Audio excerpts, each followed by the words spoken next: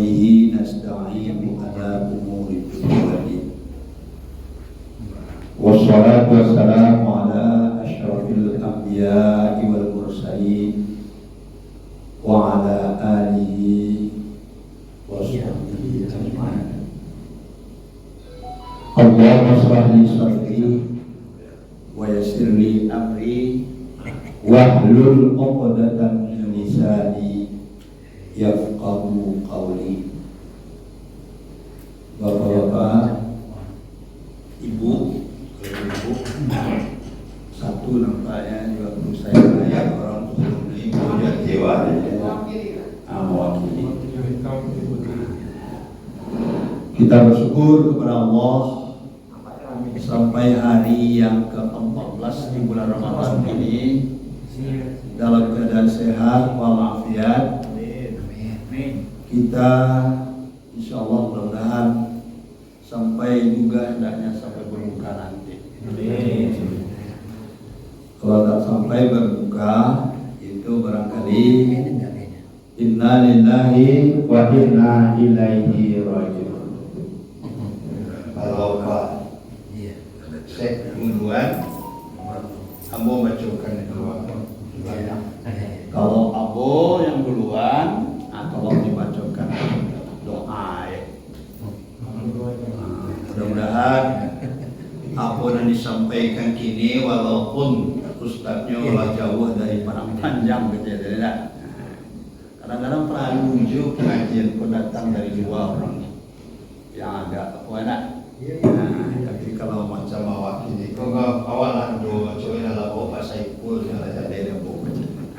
Kalau lama dulu sini, ya itu barangkali ada ke tujuan tadi ada yang pergi ke tempat beliau apa ya istiqah istris. Tapi karena ada jadwal ya kemarin yang punya jadwal nggak tahu, sehingga menurut yang beliau jadwalnya Ibu Waka, tapi Ibu Waka berhalangan. Tapi halangan apa nggak tahu, tapi kok ada nampak, nggak mungkin dia ada.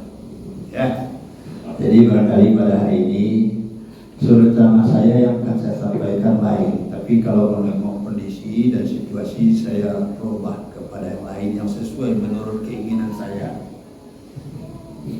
Di dalam salah satu ayat Al-Quran itu dipangkal dikatakan Allah itu. Setelah surat Al-Fatihah dipancing kita dengan 3 huruf alif, lam, mim. Sampai sekarang tidak tahu orang apa maksudnya. Kemudian kita bacalah dulu ayat ini. A'udzu billahi minasy syaithanir rajim. Bismillahirrahmanirrahim. Alif lam mim. Allah saja yang ketahui pada maksudnya. Zalikal kitabu la raiba fihi. Demikian kitab jelas sasarannya adalah Al-Quran ini. La raiba fihi. Dan satu pun yang kita ragukan apa yang terkandung di dalamnya ini. Hudan lil muttaqin. Kalau mengaku bahwa sebagai orang beriman, yakin dan percaya kepada Allah, disyaratkan di sini hudan lil muttaqin, petunjuk bagi orang yang bertakwa. Setiap malam saya barangkali nangis juga saya.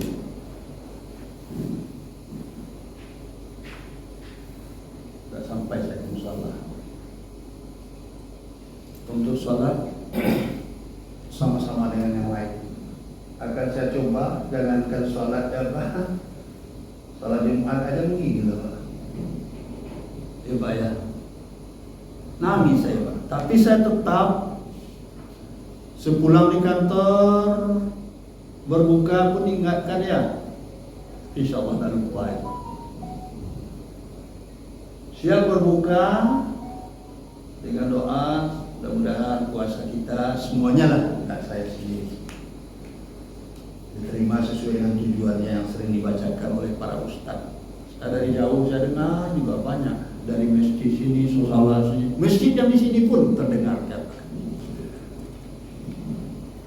Oleh sebab itu tengah malam saya selalu sholat tarawih itu tadi malam agak cepat sedikit. Jam 10 saya terbangun, lampu mati. Kalau lampu mati itu gelap tempatnya Pak ya. Gelap. Tidak tahu yang saya apa. Kalau lampu saja sudah mati gelap, Al-Quran ini bulan nur. Kalau tidak ada cahaya, tidak akan nampak oleh kita. Kalau dengan mata mungkin bisa nampak, tapi di mata hati mudah-mudahan tidak jauh dari itu. Saya akan sampaikan ayat yang barangkali tidak ada sentuhannya menurut saya, yang sering disampaikan dalam Al-Quran. Biasanya kutiba ya. Jadi kalau kutiba kau pergi, nah katanya itu nanti sudah kutiba juga nih, tapi tidak kutiba alaikum syiyam, tidak kutiba alaikum qisas. Tetapi saya ingin apa yang pernah saya sampaikan juga, saya akan menyampaikan sesuatu kalau saya tertarik. Ini bukan berarti ayat Al-Quran yang lain kita tak tertarik, tetapi apa yang saya sampaikan pasti saya akan tertarik untuk menyampaikannya kepada jemaah. Saya hitung tadi yang baru masuk di sini ini sudah juga pernah saya sampaikan.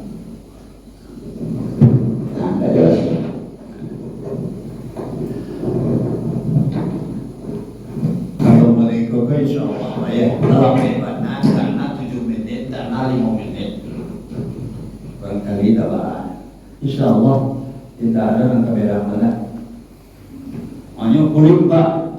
Jadi kulim itu apa? Tapi dikata kali 5 menit Pak ya. 5 menit. Kadang-kadang kita dipacu untuk dipacu. Sepertinya kita ini terdesa, tidak perlu memahami. Padahal kalau tidak memahaminya, kalau saya sudah tua, agak lambat saya memahaminya. Memahami ayat itu ada yang tersurat.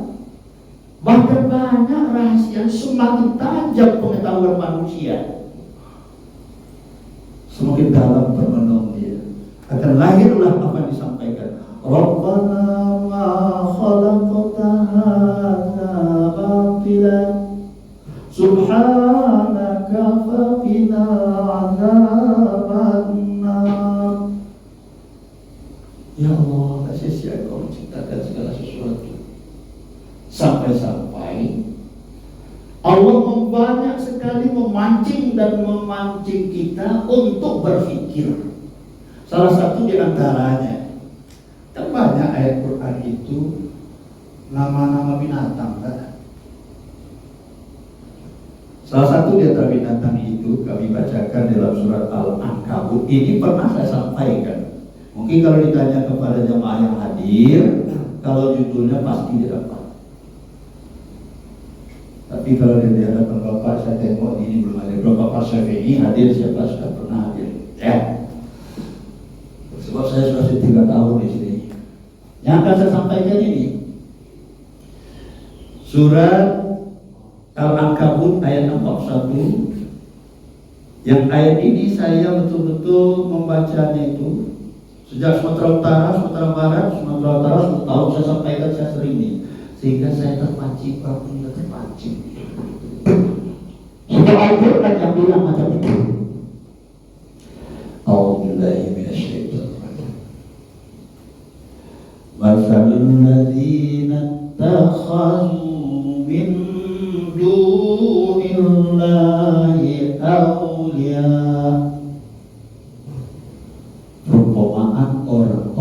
yang menjadikan bukan Allah sebagai pelindungnya. Kamasalil ankabut, tak ubahnya seperti laba-laba. Ittakhazat baita, membikin sarang seperti laba-laba bikin rumah. Wa inna awhanal buyut, dan sesungguhnya selemah-lemah rumah, tempat berlindung, tempat bernaung, labaitul ankabut, sungguh laksana laba-laba membuat sarang, membuat rumah, jikalau sekiranya mereka mengetahui. Saya kalau ada ayat la'allakum tattaqun itu sudah seringnya. Apalah takhilin, disuruhnya kita berpikir, mudah-mudahan kamu ya mengetahui. Kalau ayat kita sudah kita ketahui, surat 41 nomornya, namanya ayatnya Al-Ankabut. Saya tertarik membaca sebuah buku yang mirip dengan Bapak Panitra Pak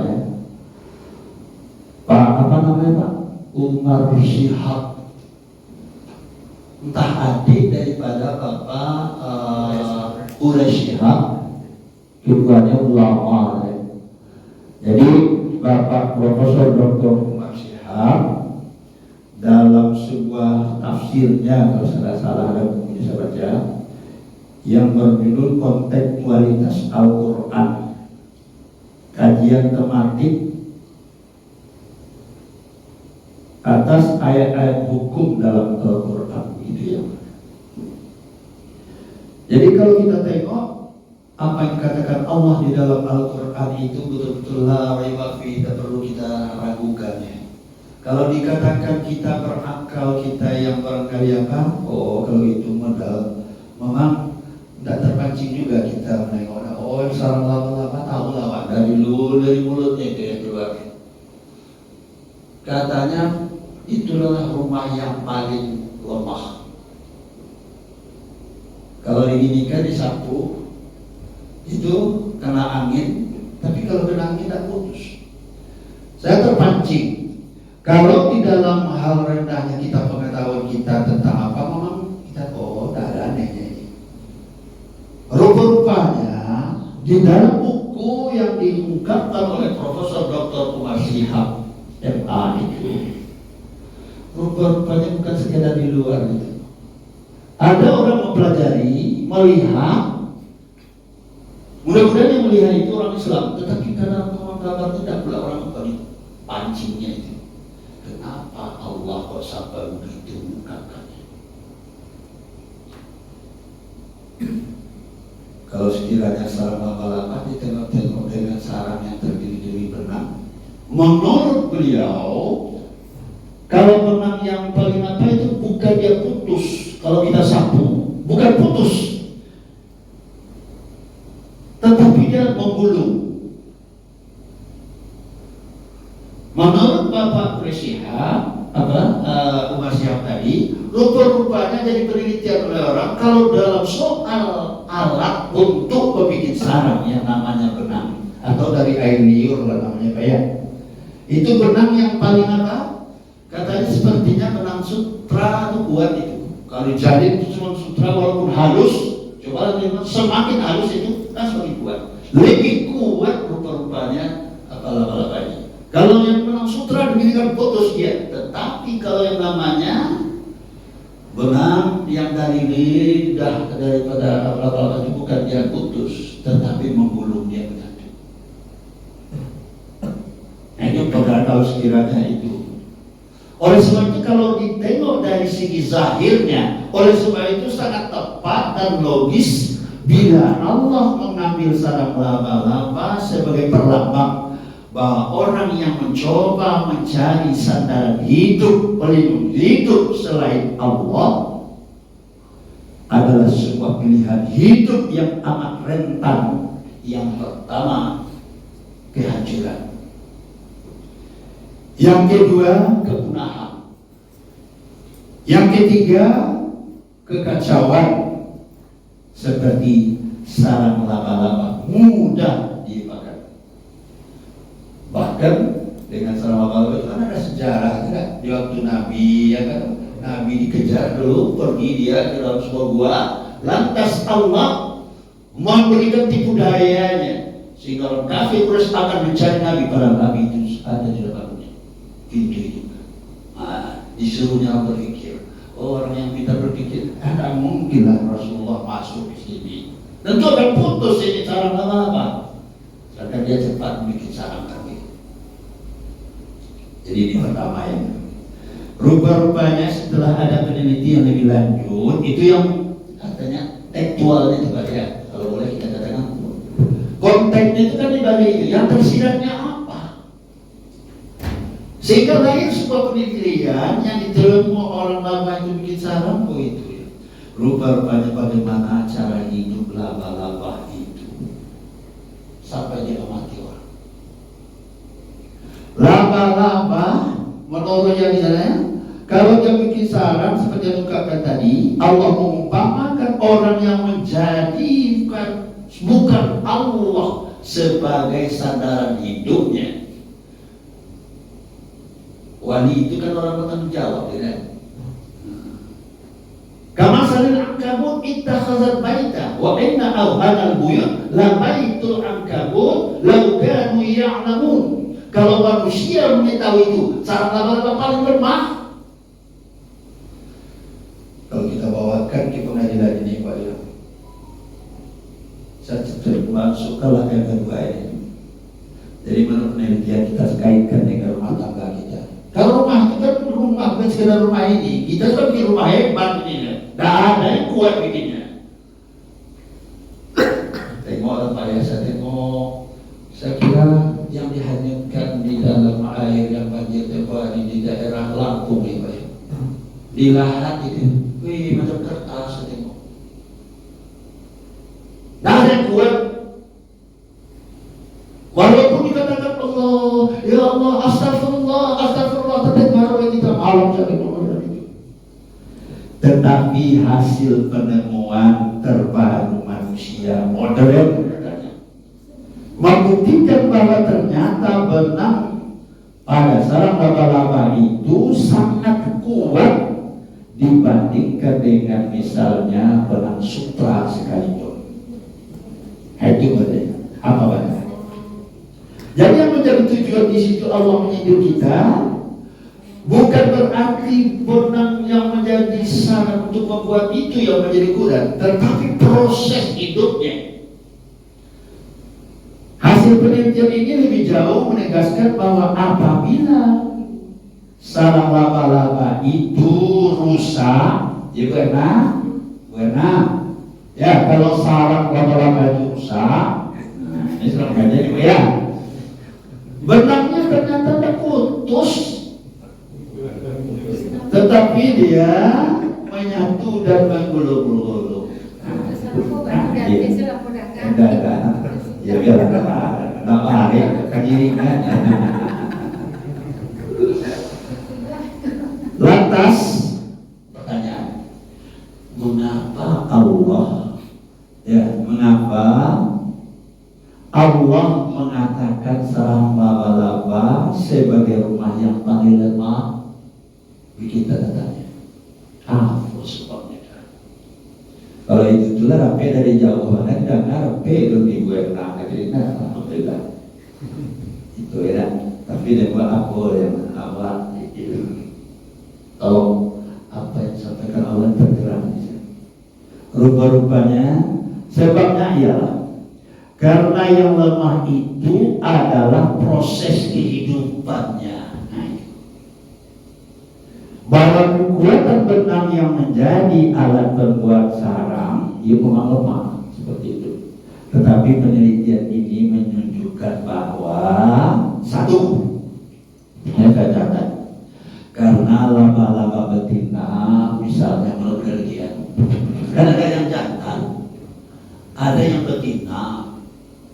Kalau yang jantan dan betina ini sama juga dengan kita laki-laki dengan perempuan. Zuina linnasi hubbus syahawatu minan nisa. Dijadikan indah dalam pandangan hidup manusia. Laki-laki tertarik kepada perempuan. Perempuan tidak dikatakan perempuan yang normal pula kalau tidak tahu jaga ganteng dengan laki-laki, apalagi seperti mudanya siapa ini. Yes. Bersyukur saya, apalagi kalau dapat menantu macam ini ya.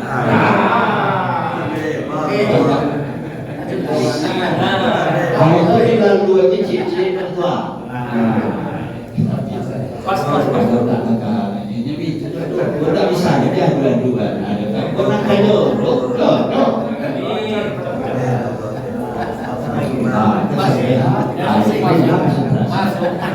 Mas mana tuh? Aku ada diulang sama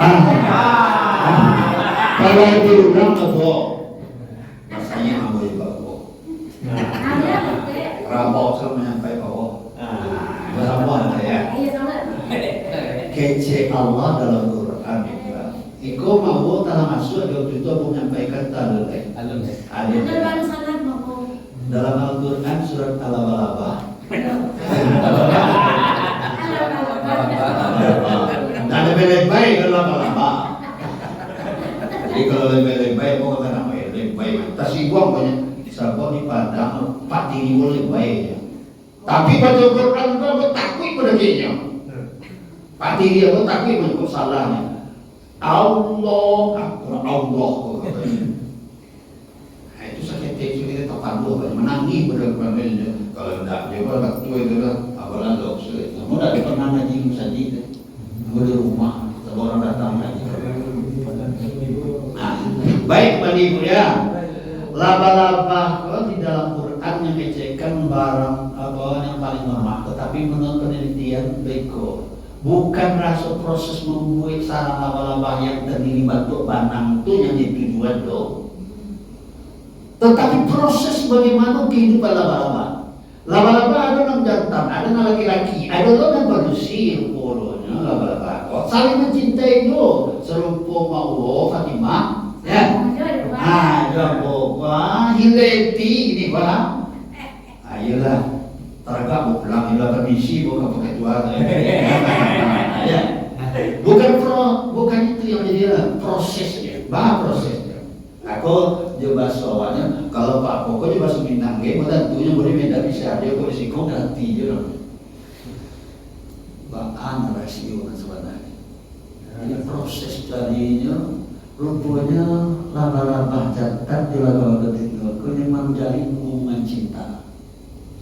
Kata tadi beliau pun cocoknya beliau pun karena kalau tetangga dicek kata dia mau bayang terus kita atu jualnya. Alut tak kiri kan ada main anak tu jantan betina. Kalau Ramadan itu. Jadi kalau sekiranya apa yang dikatakan Allah dalam Al-Quran, apa dikirakan, jangan enteng. Al-Quran ini la raiba fi, tinggi fasahannya itu. Dipancingnya untuk berpikir. Jadi bisa juga kan. Aku kaji itu laba-laba, camui, itu juga ada betul. Atau jawi, karena laba-laba jawi, ya. Kalau jawi lah itu. Mana tuh jawi namanya itu kampung namanya itu ya. Di mana juga di jawi. Masuk ya. Konsentrasi dulu ya Pak ya. Karena ada data terjino tadi kan. Rumput laba-laba. Hebat orang teliti. Jangan bertino orang punya cinta. Kalau bercinta aku juga bisa menganizo dengan nikah sunnati. Paman ragiba an sunnati falaysa minni. Terakhir mau merasa tersinggung pada Allah. Ada anjing di luar negeri dikawinkan, tapi disabui nama Saiful. Kok ada yang ya dengan cari ini ada pernah di dalam apa? Saya bukan ada mengintip-intip ini. Ada. Kamu punya. Saiful. Orang mana seperti bukan orang luar negeri, orang Indonesia aja gue itu. Hebat banget kita buka informasi ini. Apa dia kembali kaji dia? Rupa-rupanya di saat-saat dia bercinta, lalape seleronya.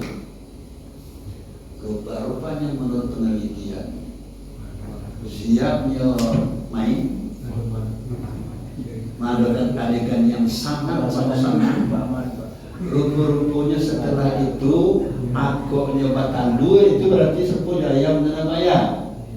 Aku yang kamu sampaikan. Setelah melakukan hubungan suami istri, kedua-duanya itu berkeinginan untuk saling membunuh. Kalau yang jantan, ladape lari sebenarnya nama tinggal lagi yang kalama sedemaya. Kalau lalu yes berlanjut, no. Dari berlanjut di masuk ke pengadilan. Yang ada tersinggung laki-laki. Lanjut, yes. Kalau dari sapuinya jantan, kalau padang sapuin jantan juga gak ada. Tapi kalau laki-laki kita jantan tuh ayam dan jantan ya Pak. Kambing jantan. Awalnya untuk kambing jantan baru itu musuh dapat mandi. Jadi kalau kita katakan yang semacam ini, itu yang terjadi di amati di dalam Al-Quran yang diwakilkan orang menjadi barengan dia. Diungkapkan di dalam tafsir yang dibacakan oleh Bapak Umi Syihab tadi, rupa-rupanya prosesnya itu. Lihat nikah binatang Tuhan. Bazina itu tidak berdosa. Tetapi manusia yang pada mulanya halal bukan sesama manusia saja. Manusia itu pun dipilih kalau isbat nikah toh. Nah, pun capek-capek isbat nikah serupanya maka telitinya tadi itu. Rasul bilang, muisya kok tidak diperiksa itu ditolak katanya. Ya ya. Tapi disitulah manusia laki-laki, manusia perempuan dan seluruhnya yang bisa dinikahkan. Tentu ada yang bisa dinikahkan. Bisa. Bukan asal masuk saja. Bisa ya Pak. Itu yang pertama. Kalau sudah begitu terbuktilah itu kita bawakan ke pengadilan ini. Masalul ladzina takhadhu min dunillahi awliya kamasalil ankabut ittakhadhat baita wa inna awhanal buyut la baitul ankabut law kanu ya'lamun. Kalau menikah ya model banyak model itu. Aku menikahkan engkau dengan anakku yang maharnya sebuah kitab suci Al-Quran dan seperangkat alat sholat. Aku terima menikahi anak bapak. Nah. Dengan maharnya sebuah kitab suci Al-Quran dan seperangkat alat sholat.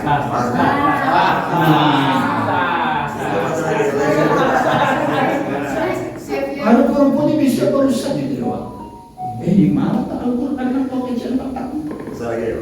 Dengan Al-Quran ini hudan linnas, hudan lil muttaqin. Guna bertanya ke sepri minggu mau kadang-kadang. Ya, sekiranya misalkan macam itu, kalau bukan kita jadikan Al-Quran itu hudan linnas, Bangka bercaraikan Sukri petang boleh laba bakuannya kan psikoha laba bakuannya tapi itu kan darah berenang untuk bagaimana memperagakan sebuah pernikahan menurutkan urusan agama.